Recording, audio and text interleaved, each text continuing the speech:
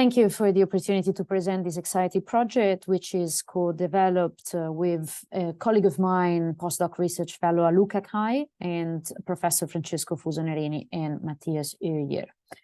The main focus of the project, first of all, let me start, by saying that the project is much broader than what I'm presenting here today, and it's called Towards a Smart Society, the Role of Digital Futures. I'm just presenting one of the chapters of this project, which is made out of three initiatives. And the goal of this subchapter, which is Climate in a Smart Society, is to understand what is the potential for climate actions in a problem area compared to an actual focus of a research project. So whenever you have a given project, you may want to ask and want to know what happens, how close is that project to climate objectives, and how much you could actually improve the climate objective and aims of the project.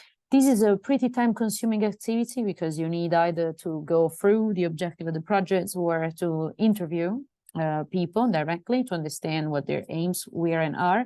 But what we do here is to use language models to semantically connect project description to climate action. So briefly, what we're doing is downloading the project descriptions from the Digital Futures website, and we collect this research documentation and precisely the description and the objective of the project. So whenever you're going to a project description in general, this doesn't necessarily refer to the Digital Future platform. You will find the specific objective of each project. And then you will find a description about the team members and the time frame and the funding. We download only the specific description of the objective of the project. And then we use the IPCC Summary for Policymakers Headline Statements Working Group 3 to connect semantically this body of text.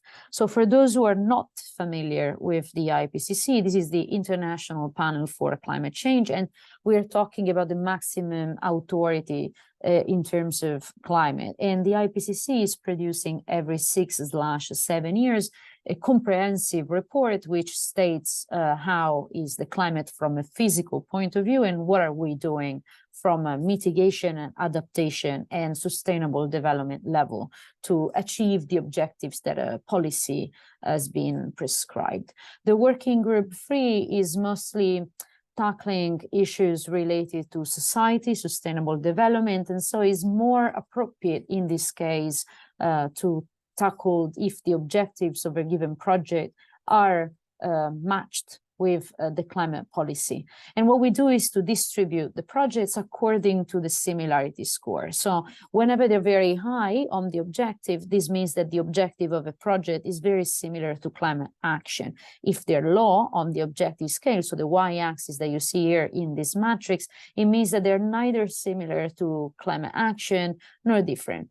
Then we're having the background axis, which is the x-axis, where we're analyzing the background of the project, so the sort of literature review of each project, and we're trying to understand how similar this background is to the climate action potential. And this is mostly due to the fact that we want to discover if some projects do actually carry inward the background of climate, but they cannot express this climate potential in the objective realm. And this would be a sort of pity on one end, and another, it would be a missed opportunities that project developer can definitely exploit. So on the background axis, you have very high background similar to climate action when the objective is low, or the objective and background are both high, which means that they are both very much related to the climate community, so the climate IPCC headline statement. The headline statements are not difficult to navigate as such. They are statements, as the word says, so they're very easy, very powerful, quote-wise, quote-like sort of messages, which are very useful normally for the press when they want to extract quick and effective information about the reports. They are 38 paragraphs. And the similarity that we compute is with respect to sub-headlines. So the statements are combined all together depending on what they refer to. The first is recent developments and current trends in the climate. The second is system transformation to limit global warming, so a more systemic global perspective. The D is linkages between mitigation, adaptation, and sustainable development. And the last one, E, is strengthening the response. So what are we doing to actually prevent impacts from happening? There's no mistake here. There's no A as a headline statement. The results, which are very preliminary at this stage, do not have to be interpreted as sort of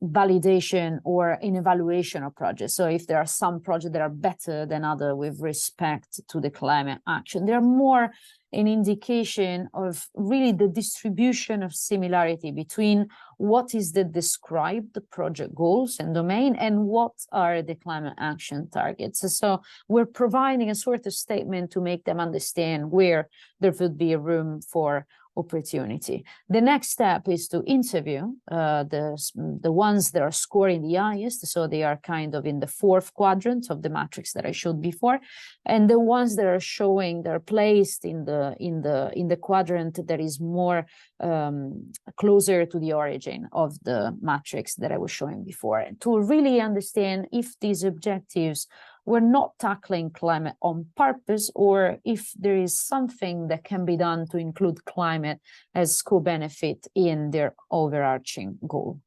I thank you for the opportunity and for listening. Feel free to contact me if you have any question. Thank you.